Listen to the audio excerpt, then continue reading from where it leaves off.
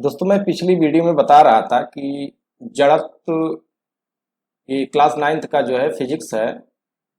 ये चैप्टर 9 है।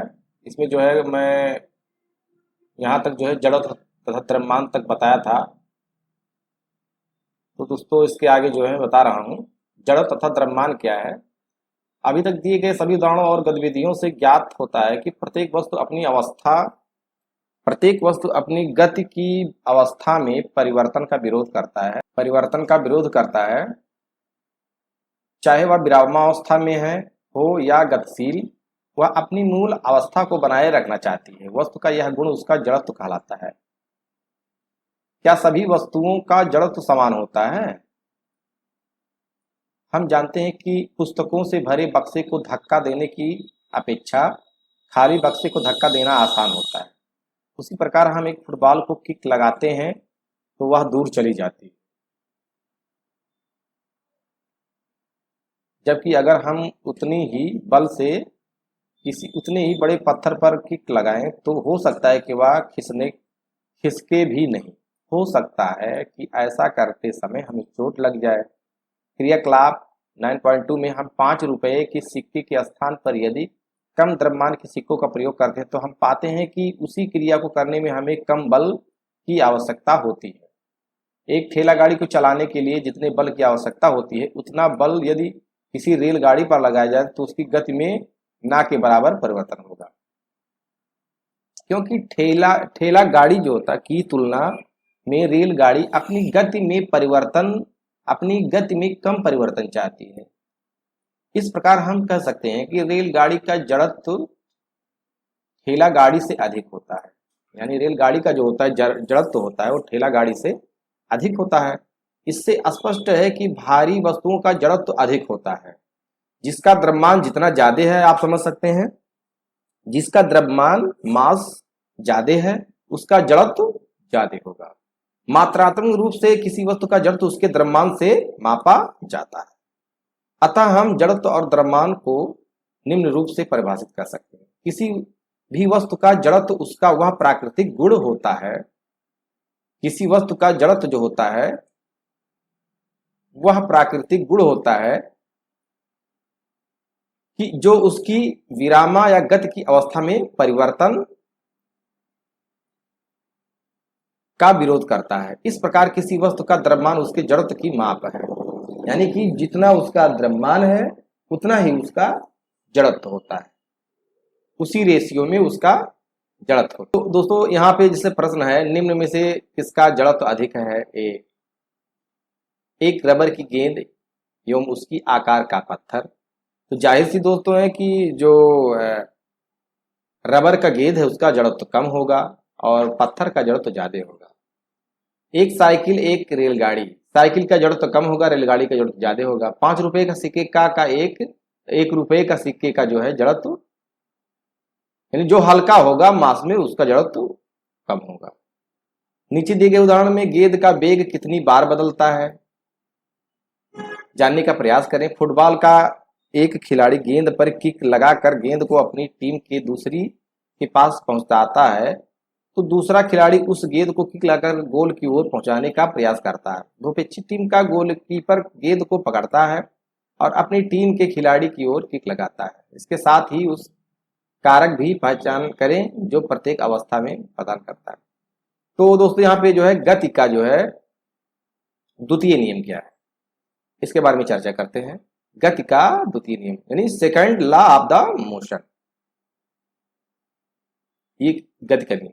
तो गति का प्रथम नियम यह बताता है कि जब कोई असंतुलित बाह्य बल किसी वस्तु पर कार्य करता है तो उसके वेग में परिवर्तन होता है। कोई असंतुलित बल जो होता है, कोई बाह्य बल जो होता है वो कार्य करता है वस्तु पे तो उसके वेग में परिवर्तन होता है। वेग में परिवर्तन होता है दोस्तों, अर्थात वस्तु त्वरण प्राप्त करती है। अब हम देखेंगे कि किसी वस्तु का त्वरण उस पर लगाए गए बल पर कैसे निर्भर करता है तथा उस बल को हम कैसे मापते हैं। आइए कुछ दैनिक अनुभवों का अध्ययन करें। टेबल टेनिस खेलने के दौरान यदि गेंद किसी खिलाड़ी के शरीर से टकराती है तो वह घायल नहीं होता, गति से आती हुई क्रिकेट की गेंद किसी दर्शक को लगने के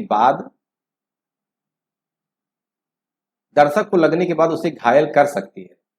सड़क के किनारे खड़े किसी ट्रक से कोई दुर्घटना नहीं होती है। सड़क के किनारे खड़े किसी ट्रक से कोई दुर्घटना नहीं होती है, परंतु 5 मीटर पर सेकेंड इसको, यानी कि अगर जो सड़क के किनारे कोई ट्रक खड़ा है तो उससे दुर्घटना नहीं होगी, लेकिन परंतु 5 मीटर पर सेकेंड स्क्वायर जैसे गति से चलते हुए ट्रक से टक्कर रास्ते में, जैसे कम गति से चलते हुए ट्रक से टक्कर रास्ते में खड़े व्यक्ति की मृत्यु का कारण बन सकती है।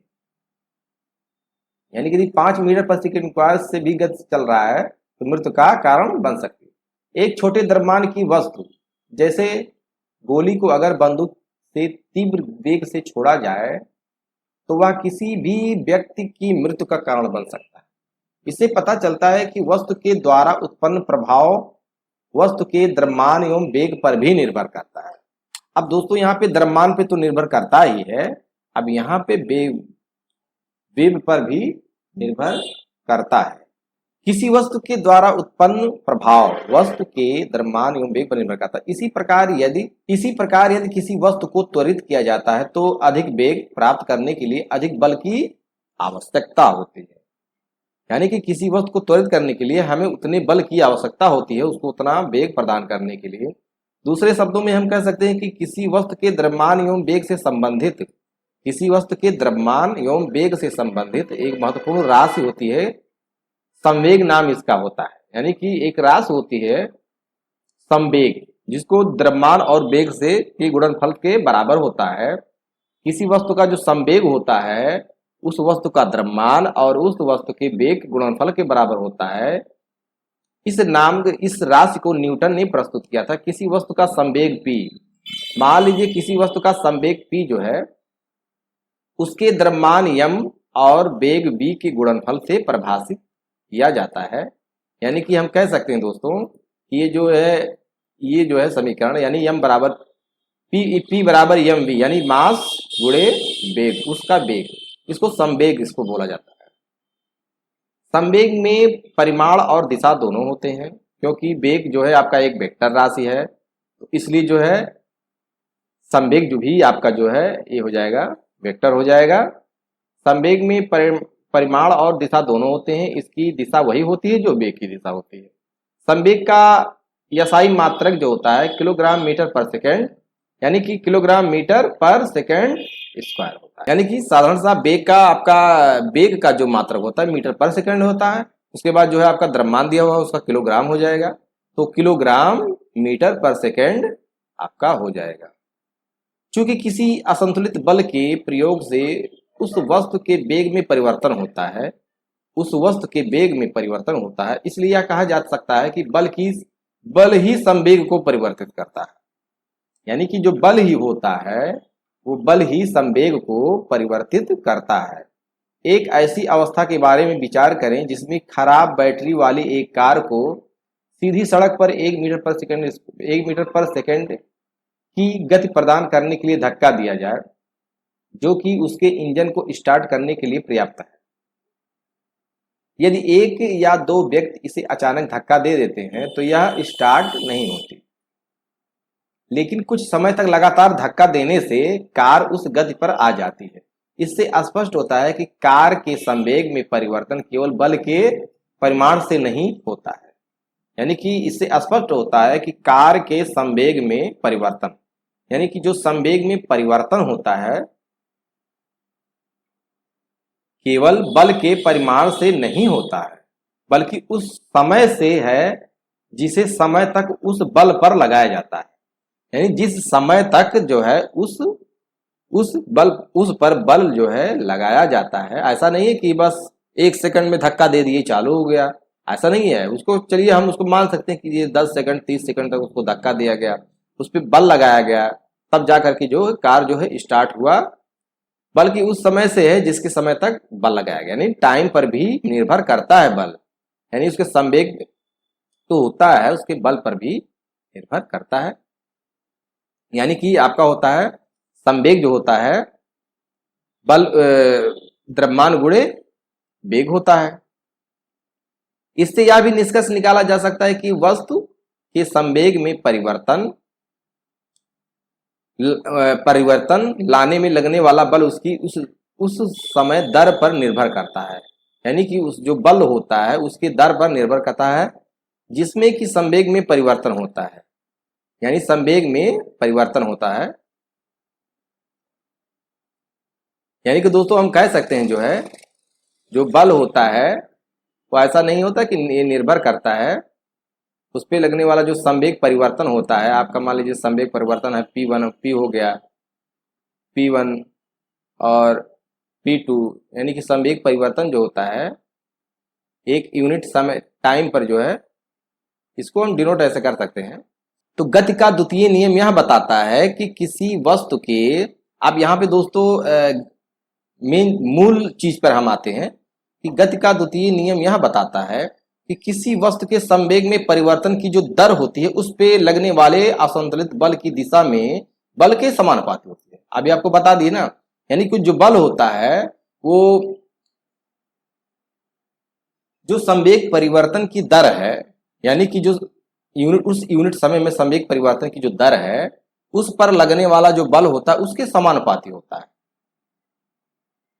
यानी कि गति के द्वितीय नियम की गणितीय जो गणना है दोस्तों, अगर जो हम गणितीय गणना करें, कैलकुलेशन इसका करें दोस्तों, तो हम मान सकते हैं कि माना यम जो है मेरा द्रव्यमान है, यम द्रव्यमान की कोई वस्तु है, यू प्रारंभिक वेग से सीधी रेखा में चल रही है दोस्तों, कोई सीधी रेखा में चल रही है, यू इसका वेग है और टी इसका इस पे समय तक चल रहा है दोस्तों। टी समय तक एक निश्चित बल जो है, एक निश्चित बल एफ मान लेते हैं, लगाने पर उस वस्तु का वेग जो है v हो जाता है। एक निश्चित जो है हम बल लगा लेते हैं दोस्तों, लगाते जाते हैं तो उसका मान लीजिए हम वेग जो है v हो जाता है।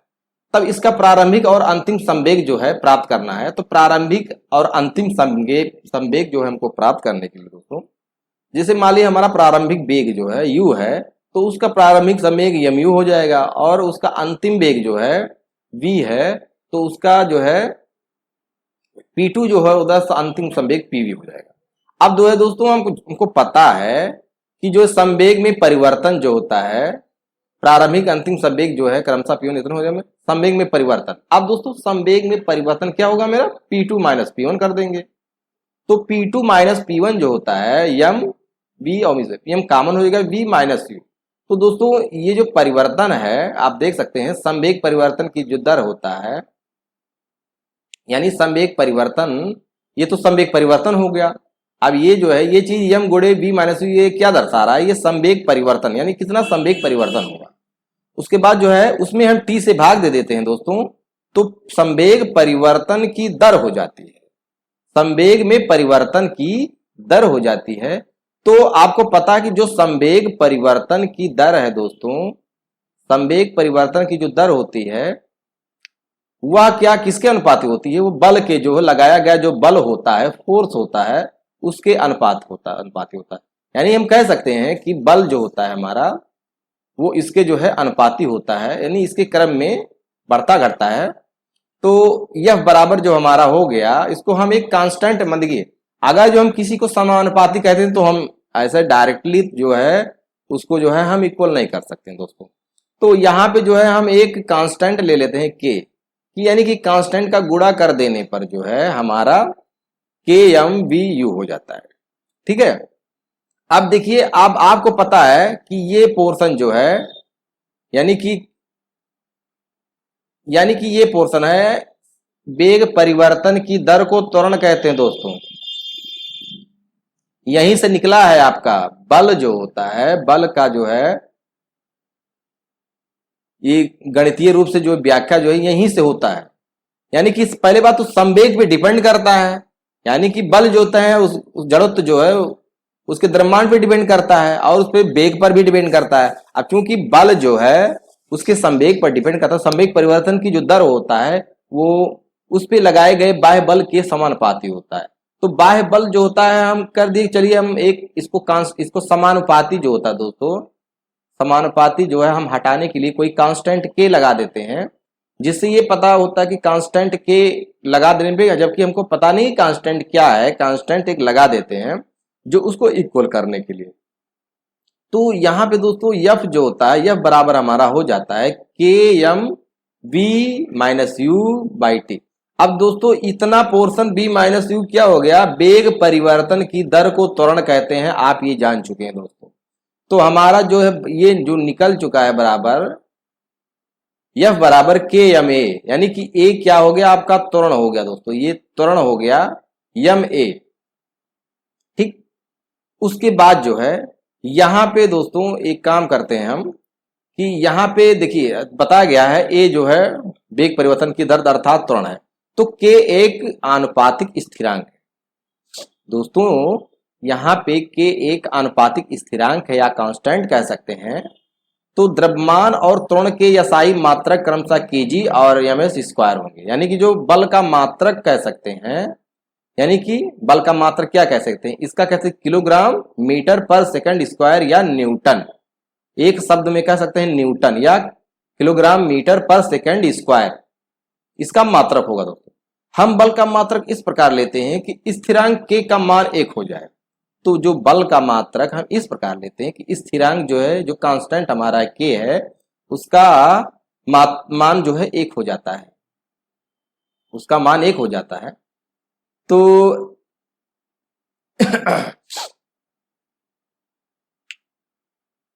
इस इकाई बल को उस मात्रा के रूप में परिभाषित करते हैं कि आप देखिए यहां पे एक ऐसा मान लेते हैं, मात्रक जो होता है कि के का मान जो है हम 1 मान लेते हैं।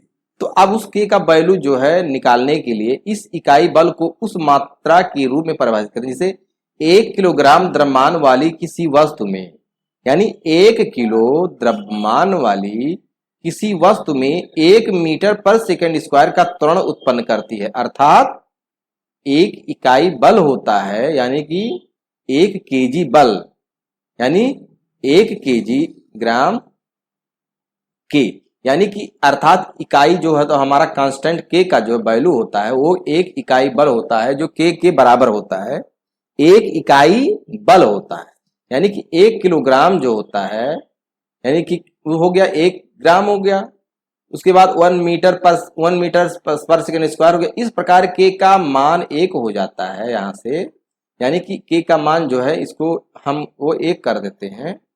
तो यहाँ पे दोस्तों ये फार्मूला आपका जो है डेवलप हो जाता है, बन जाता है, यानी कह सकते हैं बल बराबर फोर्स बराबर होता है द्रव्यमान गुणे त्वरण। यानी कि दोस्तों यहाँ पे रैखिक यानी कि लाइनियर मोशन के लिए यहाँ पे हम ए का इस्तेमाल करते हैं, यानी त्वरण का इस्तेमाल करते हैं। अगर जो यहाँ पे हमारा त्वरण जो है ये ज्योमेट्रिकल त्वरण है, मतलब ये हमारा जो है पृथ्वी का जो है जैसे खींचता है, यानी ये त्वरण जो लगता है ग्रेविटेशनल जो है फोर्स जो लग रहा है, ग्रेविटेशनली ज्योमेट्रिकल जो है ग्रेविटेशनल, यानी कि जो हमारा ग्रेविटी है दोस्तों जी, ग्रेविटी यानी कि ग्रेविटी जो है यहाँ पे उसके जगह पे ये हो जाएगा, बस इतना सी अंतर है। यानी बल का मात्रक जो है किलोग्राम मीटर पर सेकेंड स्क्वायर है, इसे हम दोस्तों न्यूटन केवल लगा करके जो है आइजैक न्यूटन के नाम पे भी रख देते हैं, यानी कि बल का मात्रक जो है हम क्या कहते हैं इतना न्यूटन है, 1 न्यूटन है, 2 न्यूटन है, 5 न्यूटन है, इस प्रकार से जो है उसको कह सकते हैं, जिसे यन द्वारा प्रदर्शित किया जाता है। गति के द्वितीय नियम से हमें किसी वस्तु पर लगने वाले बल को मापने की विधि मिलती है, यानी किसी चीज का बल नापने के लिए हमको बल को मापने के लिए दोस्तों यहाँ पे हम निकाल सकते हैं, यानी कि अगर जो कोई द्रव्यमान की वस्तु है उस पर कोई त्वरण काम कर रहा है, कोई गति अवस्था में है, त्वरण लग रहा है, तो उस द्रव्यमान को उसके त्वरण में गुणा कर देने पे वो हमारा क्या आ जाएगा, उस पे लगने वाला बाह्य बल आ जाएगा दोस्तों। यानी कि अब बल की गणना आप यहां से कर सकते हैं। बल को उस वस्तु के में उत्पन्न त्वरण तथा वस्तु के द्रव्यमान के गुणनफल के बराबर होता है दोस्तों। तो ये चीज जो है यहाँ पे हो गया है। उसके बाद दोस्तों गति के द्वितीय नियम का प्रयोग हम अपनी दैनिक जीवन में प्रायः देखते हैं। क्या आपने क्रिकेट मैच के दौरान मैदान में क्षेत्र रक्षक को तेज गति से आ रही गेंद को लपकते समय हाथ को पीछे की ओर खींचते देखा है? यानी कि गेंद को पकड़ने के लिए दोस्तों हाथ को जो है हम उसको पकड़ने के बाद पीछे की ओर खींच लेते हैं झट से, क्योंकि दोस्तों उस दिशा में वह गतिमान रहता है। अगर जो हम ऐसा नहीं करेंगे तो उसका जो है उससे ज्यादा जो है हमको झटका लगेगा, बल लगाना पड़ेगा, हमको चोट लग सकता है। क्षेत्र को तेज गति से आ रही गेंद को लपकते समय हाथ को पीछे की ओर खींच देखता है। इस प्रकार से क्षेत्र रक्षक गेंद के वेग को शून्य करने में अधिक समय लगाता है। यानी कि एक बैग जो है उसको शून्य नहीं किया जाता है, उसे जो है हमें अधिक फोर्स लगाना पड़ेगा, समय लगाता है। इस प्रकार गेंद में संवेग परिवर्तन की दर हो जाती है। यानी कि इस प्रकार से क्या होता है, संवेग परिवर्तन की दर हो जाती है। यानी कि लास्ट को शून्य में लाने लाते जो है हम संवेग परिवर्तन जो है उसको हम वहां पे हो जाता है, उदाहरण के रूप में। इस कारण तेज गति से आ रही गेंद का प्रभाव हाथ पर कम पड़ता है। इसका कारण यही कि उसको जो है हम हाथ को पीछे खींच लेते हैं। इससे क्या होता है कि उसको गति जो है हम प्रदान करते रहते हैं कि उस दशा में एक बैग जो है उसको हम जीरो नहीं करते हैं, तो उसका जो है जो संवेग होता है, यानी संवेग के कारण जो है संवेग परिवर्तन जो दर उसका बन रहा है, उसका बल को जो है हमें कम किया जाए दोस्तों। क्योंकि अब देखिए, अब चूंकि हम संवेग परिवर्तन को बढ़ा रहे हैं, यानी कि टाइम को बढ़ा रहे हैं, यानी कि तुरंत गति गेंद को जो है हम शून्य नहीं कर रहे हैं, यानी कि टी को वहां पे हम बढ़ा रहे हैं, समय को बढ़ाते जाते हैं। यानी समय जितना रहेगा उतना बल जो है हमें कम लगाना पड़ेगा। यानी संवेग परिवर्तन की दर जो है जितना कम होगा उतना जो है हमको कम बल लगाना पड़ेगा, तो इससे हमको चोट नहीं लगे। गेंद का वेग बहुत कम है, कम समय में शून्य होता है। गेंद का वेग जो है बहुत कम समय में शून्य होता है, अर्थात गेंद के संवेग में परिवर्तन की दर अधिक होती है। जो संवेग परिवर्तन की दर अधिक होती है, इसलिए कैच लपकने में अधिक बल लगाना होगा, जिससे हो सकता है कि खिलाड़ी की हथेली भी चोट लग जाए, लग जाए। इसलिए चोट लग जाए हथेली पे। ऊंची कूद वाले मैदान में खिलाड़ियों को कुशन या बालू पर कूदना होता है। ऐसा खिलाड़ियों को छलांग लगाने के बाद गिरने के समय को बढ़ाने के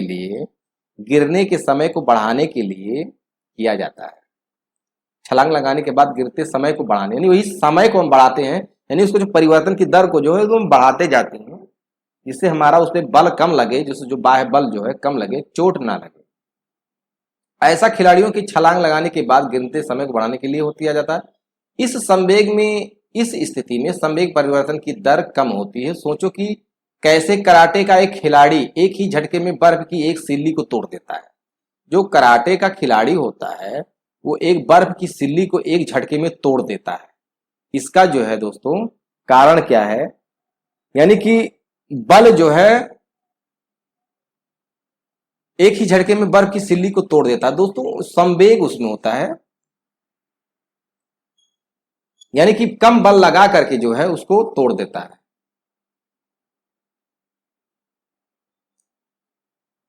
क्रिकेट के खेल में कैच लपकने की देखिए इस प्रकार से गेंद आ रहा है दोस्तों, ये अपनी स्थिति में यहाँ पे गेंद को पकड़ने के बाद जो है देखिए यहां से गेंद पकड़ा, उसके बाद गेंद को जो है यहां से यहां स्थिति में लाया है। यानी गेंद पकड़ने के बाद यहां से गेंद पकड़ा, उसके बाद जो है यहां पर आया, उसके बाद जो है यहां पे खींच के ले आया दोस्तों। जितना संभव हो सकता है वो जो काम करता है। गति के द्वितीय नियम के गणितीय सूत्र जो होते हैं उनके उपयोग से गति के प्रथम नियम को गणितीय रूप से, यानी कि अगर मेरा फार्मूला जो है यही है दोस्तों, यानी कि ये जो हमको फार्मूला प्राप्त हुआ है, बल बराबर जो होता है द्रव्यमान गुणे त्वरण होता है, इसी से जो है हम काम चलाएंगे दोस्तों। उसके बाद जो है तो बल जो हमारा होता है यहाँ पे, उसके बाद या आप कह सकते हैं कि जो हमारा ये पोर्शन है, यानी कि बल बराबर जो होता है क्या, आपको संवेग परिवर्तन की दर वेग परिवर्तन की दर जो है आप यहाँ पे जोड़ दिए हैं, यानी त्वरण की जगह पे जो है आप ये जोड़ दिए हैं। यानी कि या इसको कह सकते हैं, यानी कि अगर जो इसमें हम क्या टी का समय का गुणा कर दें, यानी समय का दोस्तों यहाँ पे टी का गुणा एफ में कर दे, तो हमको क्या प्राप्त होता है, ये चीज प्राप्त, यानी कि संवेग परिवर्तन प्राप्त होता है। क्या प्राप्त होता है, संवेग परिवर्तन। अर्थात जब एफ जीरो होता है, यहाँ पे दोस्तों क्या कह सकते हैं, अगर जो यहाँ पे एफ जीरो है तो किसी भी समय टी पर v बराबर यू है, यानी किसी भी समय जो है टी पर v बराबर यू है। यानी अंतिम वेग प्रारंभिक वेग सब बराबर है। इसका अर्थ यह है कि वस्तु समान वेग u से चलती रहेगी, यदि u शून्य है तो v भी शून्य होगा, अर्थात वस्तु जो है विरामावस्था में रहेगी। इसका मतलब दोस्तों यही है। अब दोस्तों देखिए यहाँ पे कुछ उदाहरण है कि यहाँ पे उदाहरण दिया हुआ है कि 5 केजी का द्रव्यमान वाली वस्तु पर 2 सेकंड के लिए एक नियत बल कार्यरत होता है। 2 सेकंड के लिए दोस्तों एक नियत बल कार्यरत होता है। यदि वस्तु के वेग को 3 मीटर पर सेकंड से बढ़ाकर 7 मीटर पर सेकंड कर दिया जाए दोस्तों, तो लगाए गए बल की मात्रा ज्ञात कीजिए। तो आपको पता है कि दोस्तों यानी कि वेग परिवर्तन की दर को त्वरण कहते हैं, और यदि उसमें द्रव्यमान का भी गुणा कर दिया जाए तो उसका संवेग हो जाएगा। और संवेग परिवर्तन की दर ही दोस्तों यहाँ पे यानी कि संवेग परिवर्तन की दर जो आपका बन रहा है बल गुणे विस्थापन। यानी कि आप जो है यहाँ पे बल की गणना करने के लिए दोस्तों, बल की गणना करने के लिए यहाँ पे आपको फार्मूला मिला हुआ है। बल बराबर जो होता है वो यम गुणे त्वरण होता है द्रव्यमान। तो दोस्तों आप त्वरण को जो है वेग परिवर्तन की दर को आप बना सकते हैं।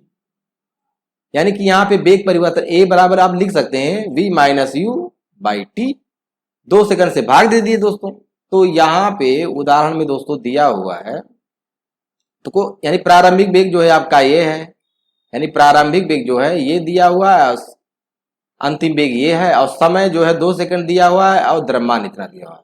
तो समीकरण से जो बल का जो है आप मान रखने पे यहाँ पे 10 न्यूटन आपका आ जाता है दोस्तों। बहुत आसान क्वेश्चन है।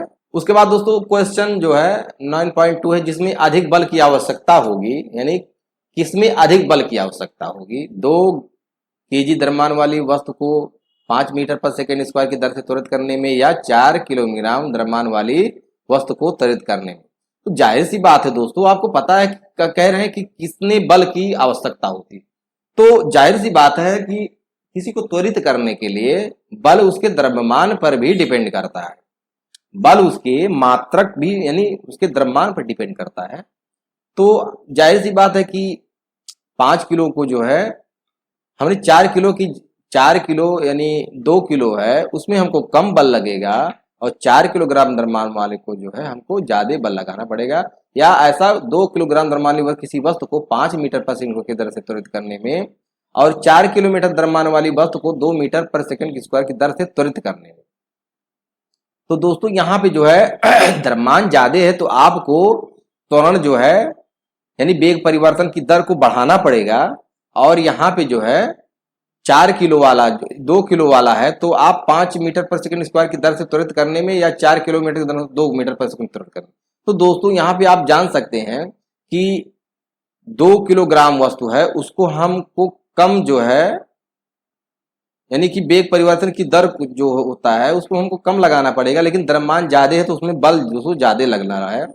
तो आपको पता है कि अगर जो 5 केजी है तो इसको मीटर पर सेकंड स्क्वायर है, ये त्वरण दिया हुआ है, तो यानी कि 5 दूनी 10 है, और ये 4 दूनी 8 है।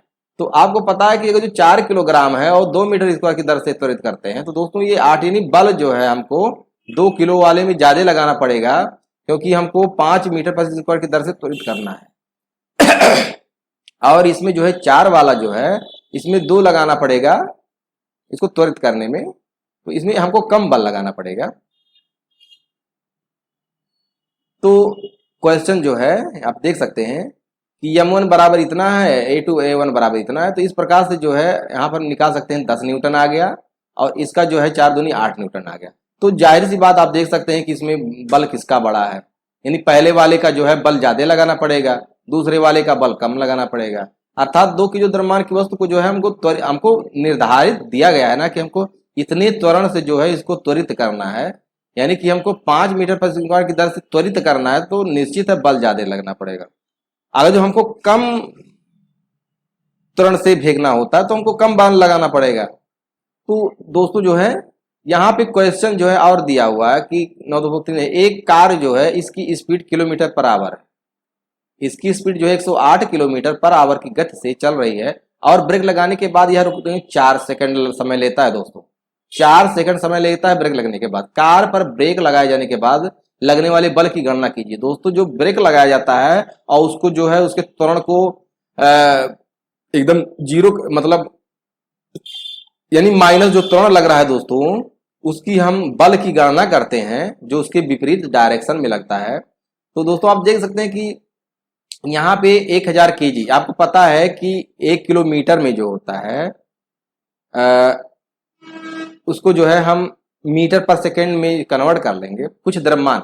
अब यहाँ पे जो है या देखिए, कार पर ब्रेक लगाए जाने के बाद लगने वाले बल की गणना कीजिए। कार का यात्रियों सहित कुल द्रव्यमान, यहाँ पे दोस्तों द्रव्यमान भी दिया है, द्रव्यमान 1000 kg दिया हुआ है कार सहित जो है, आदि यात्री सहित। अब दोस्तों इसका हम संवेग जो है, संवेग की गणना करते हैं। देखिए, कार का प्रारंभिक वेग पहले निकाल लेते हैं, तो बाद में फिर निकालेंगे। तो कार का प्रारंभिक वेग जो है हमारा क्या है, ये 108 किलोमीटर है। तो इसको जो है हम किस में कन्वर्ट कर लेंगे, मीटर पर सेकेंड स्क्वायर में कन्वर्ट कर देंगे। तो कार का अंतिम जो है वेग हो ये है, अंतिम वेग क्योंकि जोर लग रहा है, तरह ध्यान में रखना, अंतिम वेग ये है। तो कार का कुल द्रव्यमान ये है, और कार को रोकने में 4 सेकंड लगते हैं। तो यहाँ पे दोस्तों अब देखिए, आप संवेग परिवर्तन की दर यहाँ पे उसको बल जो है बराबर आ रहा है, एफ का परिमाण क्या है, एम गुणे B minus U by T.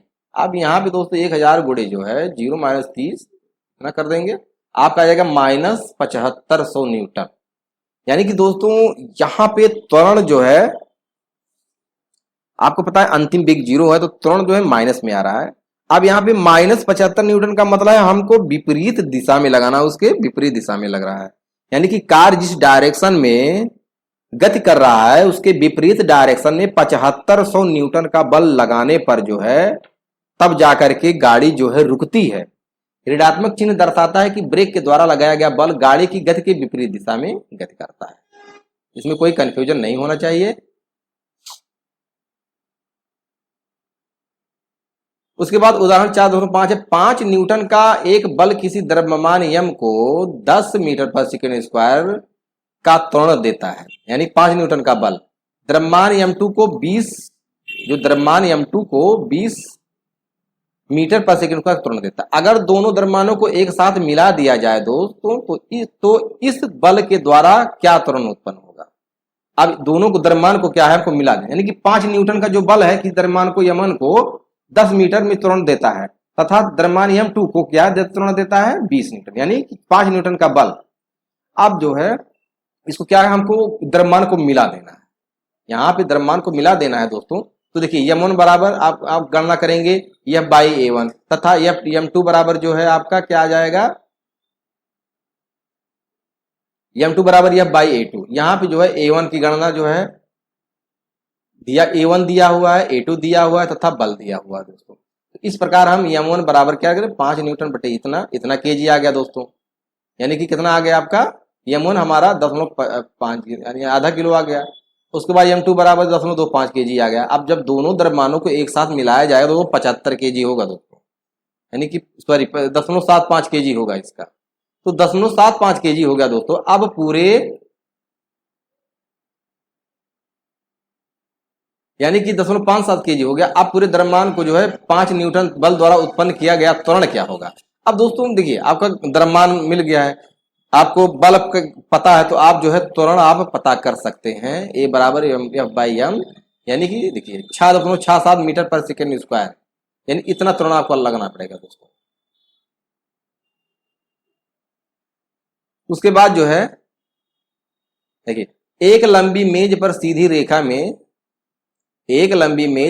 रेखा में जा रही 20 ग्राम द्रव्यमान की गेंद का वेग समय ग्राफ में दिया गया है। गेंद को विरामावस्था में लाने के लिए मेज द्वारा कितना बल लगाना पड़ेगा, यानी कि इसको विरामावस्था में लाने के लिए मेज को कितना बल लगाना पड़ेगा दोस्तों। तो यहाँ पे देखिए आपका वेग दिया हुआ है, ये वेग है, सेंटीमीटर को दर्शा रहा है, और ये समय है दोस्तों। तो हाल गेंद का प्रारंभिक वेग दोगे 20 सेंटीमीटर पर सेकेंड स्क्वायर पर सेकेंड है। मेज के द्वारा गेंद पर घर्षण बल लगने के कारण गेंद का वेग 10 सेकंड में शून्य हो जाता है, यानी 10 सेकंड में शून्य हो जाता है। चूंकि वेग समय ग्राफ एक सीधी रेखा है, इससे स्पष्ट होता है। देखिए त्वरण यहाँ पे आप देखिए, वेग परिवर्तन की दर जो है यहाँ पे निकल गया, आपका त्वरण निकल गया दोस्तों। गेंद पर लगने वाला जो बल जो होता है वो आपका जो है यहाँ पे नेगेटिव आएगा, तब रुकेगा। यह बराबर यह में यहाँ पे गुणा भाग कर देंगे दोस्तों, तो यहाँ पे इतना न्यूटन आ रहा है। यानी कि ऋणात्मक चिन्ह दर्शाता है कि गेंद की गति की दिशा में विपरीत मेज द्वारा घर्षण बल जो है आरोपित किया जाता है। यानी कि घर्षण बल इतना लग रहा है दोस्तों, इसके विपरीत दिशा में घर्षण बल लग रहा है। उसके बाद दोस्तों गति का तृतीय नियम। दोस्तों गति का तृतीय नियम, अब गति का तृतीय नियम क्या है? द्वितीय नियम पढ़ चुके, तृतीय नियम क्या है? पहले दोनों गति के नियमों से हमें ज्ञात होता है कि कोई प्रयुक्त बल वस्तु की गति की अवस्था में परिवर्तन गति की अवस्था में परिवर्तन लाता है तथा इसमें हमें बल को मापने की विधि भी प्राप्त होती है। गति के तीसरे नियम के अनुसार जब एक वस्तु दूसरी वस्तु पर बल लगाती है तब दूसरी वस्तु द्वारा भी पहली वस्तु पर तात्क्षणिक बल लगाया जाता है, यानी तात्क्षणिक। ये दोनों बल परिमाण में सदैव समान होते हैं, यानी कि हम जितने बल से एक दीवार पे मारेंगे वह भी हमें जो है उतने बल से मारेगा, ये समझ लीजिए। सदैव समान होता है, लेकिन दिशा में क्या होता है? विपरीत होता है। ये बल है, यानी किसी दिशा में अगर जो हम किसी दीवार पे एक मुक्का मारते हैं तो वह भी मुझे एक मुक्का मारता है विपरीत दिशा में। ये दोनों बल परिमाण में सदैव समान, लेकिन दिशा में क्या होते हैं? विपरीत होते हैं। इसका तात्पर्य यह है कि बल सदैव युगल रूप में होते हैं। ये बल कभी एक वस्तु पर कार्य नहीं करते, बल्कि दो अलग अलग वस्तुओं पर कार्य करते हैं। फुटबॉल के खेल में प्रायः हम गेंद को तेज गति से किक मारने के क्रम में विपक्षी टीम के खिलाड़ी से टकरा जाते हैं। इस क्रम में दोनों खिलाड़ी एक दूसरे पर बल लगाते हैं, अतः वो दोनों ही खिलाड़ी चोटिल होते हैं। दूसरे शब्दों में कहें कि किसी एकल बल का अस्तित्व नहीं होता है, किसी एकल बल का जो है अस्तित्व नहीं होता है, बल्कि ये सदैव युगल रूप में होते हैं। ये बल जो है सदैव युगल में रूप में होते हैं। इन दोनों विरोधी बलों को क्रिया तथा प्रतिक्रिया बल कहा जाता है, यानी क्रिया करेंगे तो आपको प्रतिक्रिया मिलेगा, उसी बल के द्वारा जो है प्रतिक्रिया मिलेगा। माना कि दो स्प्रिंग तुलाएं एक दूसरे से जुड़ी हैं, तो यहाँ पे दोस्तों दिया हुआ है, जो ये तुला है, आप यहाँ पे खींचते हैं, देख सकते हैं आप इसको खींच रहे हैं, तो क्रिया तथा प्रतिक्रिया बल समान तथा विपरीत होते हैं। यहाँ पे आप इसका उदाहरण देख सकते हैं, आप जितने बल से खींचेंगे ये भी आपको उतने बल से यहाँ पे खींचेगा, क्योंकि इस उदाहरण में देखिए यहाँ पे ये फिक्स है, ठीक है। उसके बाद जो है ये आप खींच रहे हैं, तो यहाँ पे जो है बल की जो है गणना तो होगी, लेकिन इसके विपरीत डायरेक्शन में भी बल की गणना होती है। क्रिया तथा प्रतिक्रिया बल समान तथा विपरीत होते हैं, यहाँ से माप सकते हैं। माना आप विश्राम की अवस्था में हैं और सड़क पर चलना प्रारंभ करते हैं, तो द्वितीय नियम के अनुसार इसके लिए एक बल की आवश्यकता होती है जो आपके शरीर में तुरंत उत्पन्न करता है। यह कौन सा बल है? क्या यह पेशीय बल है जो आप सड़क पर लगाते हैं? क्या यह बल हम उसी दिशा में लगाते हैं जिस दिशा में हम आगे बढ़ते हैं? नहीं, हम नीचे पृथ्वी की सतह को अपने पैरों से पीछे धकेलते हैं। यानी कि हम क्या करते हैं, बल देखिए यहाँ पे लगता है, हम नीचे पृथ्वी की सतह को अपने पैरों से पीछे धकेलते हैं। सड़क भी आपको पैर उतना भी प्रतिक्रिया बल विपरीत दिशा में लगाती है, जिसके प्रभाव से आप आगे बढ़ते हैं। दोस्तों यह जाना आवश्यक है कि यदि क्रिया और प्रतिक्रिया बल में हमेशा समान होते हैं, फिर भी ये बल एक समान परिमाण के त्वरण उत्पन्न नहीं कर सकते। ऐसा इसलिए क्योंकि प्रत्येक बल अलग अलग द्रव्यमान की वस्तु पर कार्य करता है। भाई हम एक मुक्का मारते हैं तो हमारा जो है उस पे जो है कम द्रव्यमान वाली चीज पे काम कर रहा है, ये भी तो डिपेंड करता है, बल पे द्रव्यमान पे डिपेंड करता है। बंदूक से गोली जो है छोड़ने की अवस्था में बंदूक द्वारा गोली पर आगे की ओर बल निरूपित होता है। गोली भी बंदूक पर एक समान परंतु विपरीत दिशा में प्रतिक्रिया लगाती है। इससे बंदूक पीछे की ओर प्रक्षेपित होती है। चूंकि बंदूक का द्रव्यमान गोली के द्रव्यमान से बहुत अधिक होता है, इसलिए बंदूक का त्वरण गोली के त्वरण से काफी कम होता है। यानी बंदूक का त्वरण क्या होता है, बहुत कम होता है, जो हम पीछे लगता है बहुत कम होता है। और गोली का द्रव्यमान कम है तो उसका क्या होता है, संवेग ज्यादा है दोस्तों, तो उसका संवेग ज्यादा है, वेग परिवर्तन की दर ज्यादा है। तो बंदूक का त्वरण गोली के त्वरण से काफी कम होता है। एक नाविक द्वारा नाव से आगे की ओर कूदने की स्थिति में भी गति के तीसरे नियम को प्रदर्शित किया जाता है। नाविक आगे की ओर कूदता है तो नाव पर लगने वाला प्रतिक्रिया बल नाव के पीछे की ओर होता। तो यहाँ पे दोस्तों आप उदाहरण में देख सकते हैं, यहाँ पे उदाहरण में देख सकते हैं गोली यहाँ से निकल रहा है, बंदूक जो है यानी बंदूक जो है यहाँ पीछे उतने ही फोर्स से लगता है। क्योंकि हमको झटका बहुत ज्यादा नहीं लगता है, क्योंकि इसका द्रव्यमान जो है ज्यादा होता है, तो जो इसके द्वारा उत्पन्न त्वरण है कम है इसके द्रव्यमान के कारण, तो गोली पर लगने वाला त्वरण। अब यहाँ पे दोस्तों आप देख सकते हैं कि नाव जो होता है, यहाँ पे देखिए हम क्या करते हैं, बल इधर लग रहा है तो हम जो है आगे बढ़ते, यानी कि नाव को पीछे धकेल देते हैं, तो यहाँ पे जो है आगे हम बढ़ते हैं। नावे के आगे की कूदने की स्थिति में नाव पीछे की ओर गति करता है।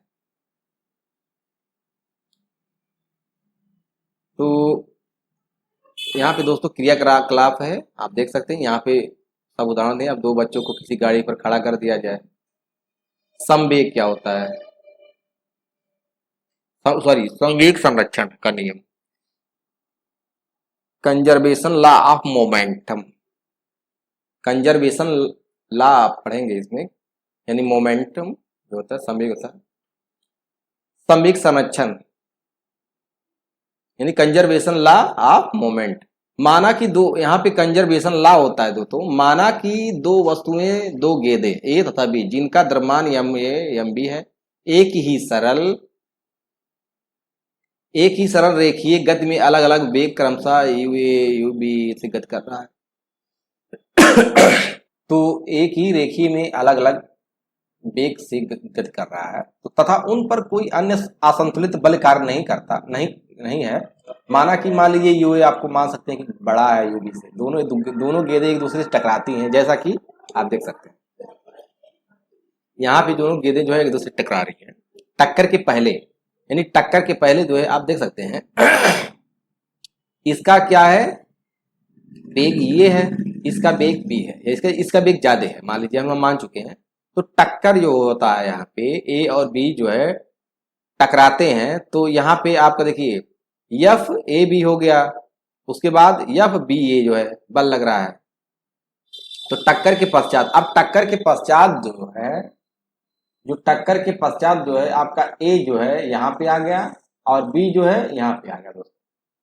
क्योंकि अब देखिए ये इसका दिशा ये है और इसका दिशा भी ये है, तो दो गेंदों की टक्कर में संवेग क्या होता है, संरक्षण का नियम यहाँ पे लगता है। हम ये भी कह सकते हैं कि समीकरण में गेंद ए का संवेग टकराने के पहले और क्रमशः एम यू ए और एम ए बी ए, संवेग में परिवर्तन की दर जो है, मान लीजिए एफ ए बी क्रिया टकराने में इतना है, उसी तरह से गेंद बी के संवेग परिवर्तन की दर जो है टकराने के समय इतना होगी। गति के तृतीय नियम के अनुसार गेंद ए के द्वारा बी पर लगाया गया बल जो है ए बी तथा गेंद बी के द्वारा लगाया गया बल बी ए एक दूसरे के बराबर होते हैं। तो हम कह सकते हैं विपरीत दिशा में होंगे लेकिन बराबर होंगे दोस्तों। तो यहाँ पे हम इस चीज को जो है समीकरण के द्वारा प्रदर्शित कर सकते हैं, यानी M A U M A B बराबर इतना, यानी कि संवेग परिवर्तन के यानी संरक्षण का कहने का मतलब ये बराबर होते हैं, ये बदलते नहीं हैं। यानी कि टकराने के पहले गेंद ए और बी का कुल संवेग कितना था, इतना था। टकराने के पहले गेंद ए और बी का कुल संवेग कितना था, इतना था। टकराने के बाद कुल संवेग इतना हो गया है। समीकरण में पाते कि जब गेंदों पर कोई बाह्य बल कार्य नहीं कर रहा है तो दोनों गेंदों का कुल संवेग बदलता नहीं है या कुछ संवेग संरक्षित रहता है। इस प्रयोग के आधार पर हम कह सकते हैं कि दो वस्तुओं के संवेग का योग जो है, किसी दो वस्तुओं के संवेग का योग टकराने के पहले और टकराने के बाद बराबर रहता है जब उन पर कोई असंतुलित बाह्य बल कार्य न कर रहा हो। इस संवेग संरक्षण का नियम इसे इस प्रकार भी व्यक्त कर सकते हैं कि दोनों वस्तुओं का कुल संवेग टकराने की प्रक्रिया में अपरिवर्तनीय या संरक्षित रहता है, ऐसा भी हम कर सकते हैं।